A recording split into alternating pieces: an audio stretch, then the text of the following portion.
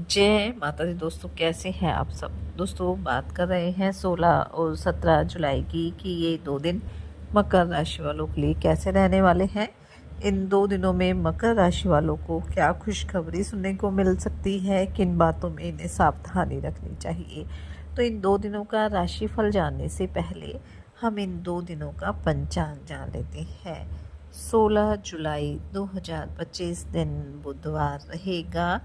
श्रावण माह कृष्ण पक्ष की षष्ठी तिथि रहेगी जो 9:04 तक रहेगी। उसके बाद सप्तमी तिथि प्रारंभ हो जाएगी। शोभन योग रहेगा जो 11:56 तक रहेगा। उसके बाद अतिगण योग प्रारंभ हो जाएगा। पूर्वा भाद्रपद नक्षत्र रहेगा जो 5:47 तक रहेगा। उसके बाद उत्तरा भाद्रपद नक्षत्र प्रारंभ हो जाएगा। चंद्रमा मीन राशि में रहेंगे। अभिजीत मुहूर्त नहीं है। राहु काल का समय रहेगा 12:26 से 2:10 तक। अब बात करते हैं 17 जुलाई की। 17 जुलाई 2025 दिन गुरुवार रहेगा। श्रावण माह कृष्ण पक्ष की सप्तमी तिथि जो 7:11 तक रहेगी। उसके बाद अष्टमी तिथि प्रारंभ हो जाएगी। अतिगण योग रहेगा जो 9:28 तक रहेगा। उसके बाद सुकर्मा योग प्रारंभ हो जाएगा। रेवती नक्षत्र रहेगा। चंद्रमा मीन राशि में रहेंगे। अभिजीत मुहूर्त का समय रहेगा 11:59 से 12:54 तक। राहु काल का समय रहेगा दोपहर 2:10 से 3:53 तक। 16 जुलाई 2025 को सूर्यदेव राशि परिवर्तन करने जा रहे हैं। मिथुन राशि से निकलकर वो कर्क राशि में गोचर करेंगे। और सूर्यदेव जो मकर राशि के लिए अष्टम भाव के स्वामी हैं और इस दौरान सप्तम भाव में रहेंगे। तो सप्तम भाव में सूर्यदेव का जो गोचर है वो आपके लिए ज़्यादा अच्छा नहीं रहेगा। इसलिए सूर्यदेव को प्रसन्न करने के उपाय आपको अवश्य करने होंगे। अपने अहंकार पर नियंत्रण करके चलना होगा। सभी के साथ सामंजस्य कायम करके चलना होगा। और अगर किसी तरह का विवाद उत्पन्न होता है तो उसे तब ही सुलझा लेना आपके लिए समझदारी रहेगी। और इस दौरान थोड़ा यात्राओं से भी बचकर रहना होगा। और जितना बड़ों की सलाह लेकर आप चलेंगे समय आपके लिए उतना ही अच्छा रहने वाला है। साथ ही इस दौरान आप सूर्यदेव से संबंधित दान और उपाय अवश्य करें। नियमित रूप से सूर्यदेव भगवान की पूजा अर्चना करें। ओम सूर्याय नमः मंत्र का जाप करें। आदित्य हृदय स्तोत्र का पाठ करना भी आपके लिए लाभकारी रहेगा। रविवार के दिन सूर्यदेव से संबंधित चीज़ों का आप दान करें, जिसमें लाल रंग की चीज़ों का आप दान कर सकते हैं। और अपने माता पिता का सम्मान करें। इससे सूर्यदेव का जो प्रभाव है आपके लिए काफ़ी अच्छा रहेगा। तो चलिए बात कर लेते हैं ये 2 दिन मकर राशि वालों के लिए कैसे रहेंगे।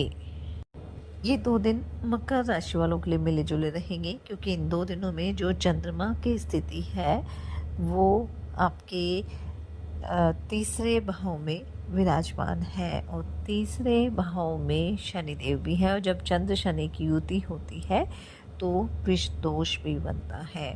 इसलिए इन 2 दिनों में आपको अपने काम को लेकर अपने सहकर्मियों से बातचीत करते समय थोड़ा सा समझदारी से काम करना होगा। और जितना इन 2 दिनों में आप सामंजस्य बनाकर चलेंगे उतना समय आपके लिए अच्छा रहेगा। आपको अपनी सेहत पर भी पूरा ध्यान देना होगा। और इस बात का भी ध्यान रखना होगा कि किसी विरोधी की बातों में आकर आपको अपने काम नहीं बिगाड़ने हैं। अपने जो आपके सगे संबंधी हैं उनसे रिश्ते नहीं बिगाड़ने हैं। इन 2 दिनों में दान धर्म में आपकी काफ़ी रुचि रहेगी। अगर आप सरकारी क्षेत्र से जुड़े हुए हैं तो कोई अच्छी खबर सुनने को मिल सकती है। किसी धार्मिक आयोजन में सम्मिलित होने का मौका भी आपको मिल सकता है। वहीं अगर अपनी संतान के करियर को लेकर कोई टेंशन चल रही थी तो वह भी दूर हो जाएगी। लेकिन आपको अपनी संतान की संगति का ध्यान रखना होगा। इन 2 दिनों में आपका कोई मित्र भी काफ़ी लंबे समय के बाद आपसे मिलने आ सकता है। दाम्पत्य जीवन भी आपका सुखद रहेगा। लेकिन प्रेम संबंधों में आपको अपने साथी की भावनाओं की कदर करनी होगी। विरोधी भी कुछ परेशान करने की कोशिश कर सकते हैं, लेकिन आपको समझदारी से चलना है। और साथ ही साथ अपने काम से बिल्कुल जी नहीं चुराना है, बल्कि उसको तय समय पर पूरा करने का प्रयास करना है। इन 2 दिनों में यात्रा के योग बनेंगे, लेकिन यात्रा आपको थोड़ी संभल कर करनी है। धन संबंधी मामलों में भी आपको थोड़ा सावधान रहना होगा। आपको अपने लिए गए निर्णय के लिए पछतावा हो सकता है, इसलिए जो भी निर्णय लें बड़ों की सलाह लेकर करें। जल्दबाजी में किसी तरह का निर्णय ना लें तो ज़्यादा बेहतर रहेगा। अगर कोई कानूनी मामला लंबे समय से चल रहा था तो उसमें भी आपको सफलता प्राप्त होगी। आप किसी ज़मीन जायदाद की खरीदारी की योजना भी बना सकते हैं। अपनी आय को बढ़ाने के लिए आप सोर्सेज पर ध्यान देंगे, लेकिन ये भी ध्यान रखना है कि किसी तरह का शॉर्टकट तरीका आपको नहीं अपनाना है। अपने सभी कार्यों को ईमानदारी के साथ पूरा करना है। अगर राजनीति से जुड़े हैं, सामाजिक क्षेत्र से जुड़े हैं तो किसी बड़े पद की प्राप्ति हो सकती है, लेकिन थोड़ा सा आपको अपने विरोधी पक्ष से सावधान होकर चलना होगा। अगर अविवाहित है तो आपके जीवन में किसी नए मेहमान की दस्तक हो सकती है। इन 2 दिनों में आपको इस बात का भी ध्यान रखना है कि एक तो बेवजह तनाव लेने से बचना है, दूसरा किसी भी अजनबी पर भरोसा नहीं करना है। अपने काम को लेकर योजना बनाकर अगर आप चलेंगे तो आपके सभी कार्य तय समय पर पूरे हो जाएंगे। स्वास्थ्य की अगर बात करें तो स्वास्थ्य को लेकर किसी तरह की समस्या नहीं है। थोड़ा आलस्य आपके ऊपर हावी हो सकता है, इसलिए काम के साथ साथ खुद पर ध्यान भी देना है और योग ध्यान मेडिटेशन भी करना है, ताकि आपका स्वास्थ्य हर तरह से उत्तम बना रहे। प्रॉपर्टी से संबंधित अगर कोई काम अटका हुआ था तो उसके भी पूरे होने की संभावना रहेगी। इन 2 दिनों में आप अपने घर परिवार की सुख सुविधाओं के लिए खरीदारी भी कर सकते हैं, लेकिन आपको अपने बजट पर ध्यान देकर खर्च करना होगा, ताकि आगे चलकर भी आपको किसी तरह की आर्थिक समस्या ना हो। आपको किसी से भी कोई ज़रूरी जानकारी शेयर करने से बचना होगा।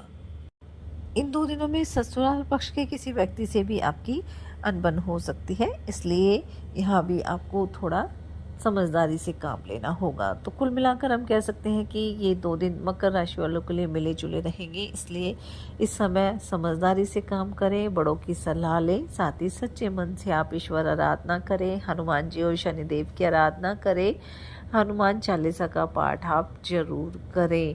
अपनी सामर्थ्य अनुसार गरीब और असहाय लोगों की मदद करें, अपने बड़ों का सम्मान करें, इससे आपके जीवन में खुशियाँ बनी रहेगी। सावन माह चल रहा है तो भगवान शिव की आराधना भी करें और शिवलिंग पर जलाभिषेक अवश्य करें। ओम नमः शिवाय मंत्र का जाप करें, इससे भगवान शिव का आशीर्वाद आपके जीवन पर सदैव बना रहेगा। ये 2 दिन आपके लिए मंगलकारी रहे, शुभता भरे रहे। इसी मंगल कामना के साथ जय माता दी।